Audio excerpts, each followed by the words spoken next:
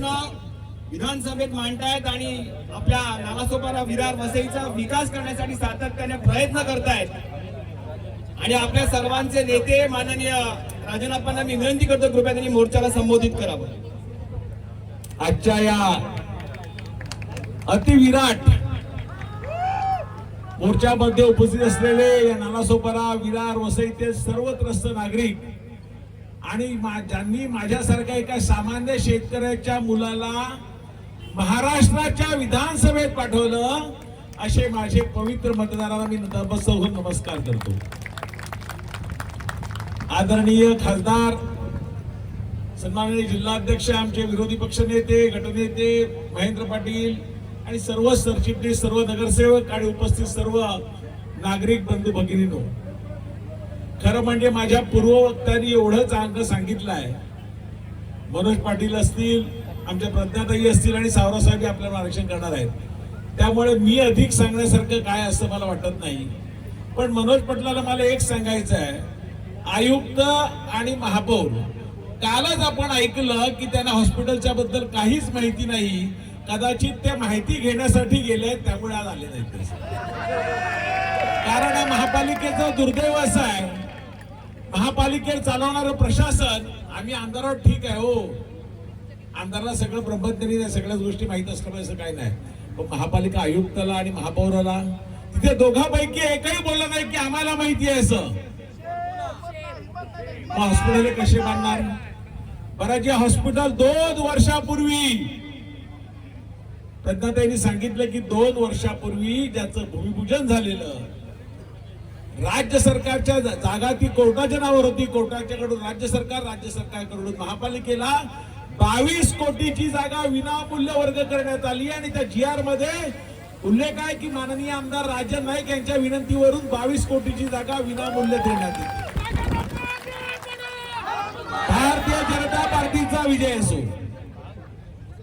अशा प्रकारे हे हॉस्पिटलचं आपल्याला लवकरात लवकर करायचं आहे। आपण अपेक्षा काय ठेवायची आहे हो? ह्या वसई विरार मध्ये MAT वरती 25 टन कचरा जातो मनोज पाटील, MAT गाडीवरती 25 टन कचरा जातो, पण प्लास्टिकचा। पुढच्या आठवड्यात सगळं पडता हे सगळं ओपन करतील। MAT वरती 35 टन, बाकी छोट्या रिक्षा टेम्पो मध्ये 40-40 टन कचरा जातो डॉक्टर साहेब। आणि इथला कचरा बँगलोरला जातो, बँगलोरला कशासाठी? सिमेंट कंपनीला। आता सिमेंट कंपनीचं कार्यालय कुठे, त्याचा ईमेल ID कुठे आहे? बरं, दगडासाठी 15-20 कोटी, दगडामध्ये दगड तिथे दगड होते ते फोडले, त्याच्यामध्ये प्रचंड घोटाळा। 36 का 35 कोटी, किती 40 कोटी फुकटचे त्या कॉन्ट्रॅक्टरला फुकटचे दिले, 39 कोटी। अशा प्रकारे महापालिकेचा कारभार असताना आपण काय अपेक्षा ठेवायची? या महापालिकेला रस्ते असतील, गटर असतील, खड्डे असतील, राज्य सरकार निश्चितपणे मदत करतात। केंद्र सरकार, खासदार साहेब आपले त्यासाठी प्रयत्नात आहेत। याला अमृत योजना टप्पा 2 मधून 500 कोटी केंद्र सरकारने दिले, परंतु आजही लोकांना पर्याप्त मात्रामध्ये पाणी नाही, पूर्ण पाणी नाही। डॉक्टर साहेब, ते काम गेल्या 2-3 वर्षापासून चालू आहे, परंतु ते कामच पूर्ण होत नाही। जो फॉलोअप पाहिजे, कामासाठी प्रयत्न करायला पाहिजे, ते होत नाहीत। आता बाजूलाच इथे ग्लोबल सिटी एव्हरशाईन रुस्तमजी वगैरे असेल, तिथे 1-1 कोटी रुपये काही सोसायटीला महिन्याला पाण्याचं बिल येतं, 1-1 कोटी रुपये। बरं, ते फेडरेशनही यांचं, वॉलमान यांचेच, वॉलमान सोडत नाही तेव्हा टँकरवाल्याचा मुभा, तिकडे टँकरवाल्याला मोकळं राहणं आहे, 2-2, 3-3 हजार रुपये टँकरचे घ्यायचे। अशा प्रकारे जे लूट चालली आहे, घरपट्टीमध्ये केलेली वाढ, पाणीपट्टीमध्ये केलेली वाढ, रस्त्यात पडलेले खड्डे वर प्रतिवर्षी 100 कोटी रुपये आपल्या सगळ्यातल्या खिच्यातल्या घरपट्टीची भरतो, 100 कोटी रुपये हे खड्डे रिपेअरिंग करण्यासाठी जातात आणि खड्डे आज रिपेअरिंग केले की उद्या परत उघडतात। त्यामुळे या सगळ्यांचा आपल्याला हिशोब त्यांच्याकडे मागायचा आहे। आणि आपण इथे सांगतात की आम्ही राज्य सरकारकडे पाणीपट्टी कमी करण्यासाठी पाठवली आहे। काय राज्य सरकारचा संबंध? महापालिकेने जेव्हा ठराव पास केला तेव्हा आमच्या 44 नगरसेवकांनी त्याला विरोध केला। तो विरोध केल्यामुळे आम्ही आता तेव्हा सांगितलं महापौरांनी की आम्ही राज्य सरकारकडे पाठवणार।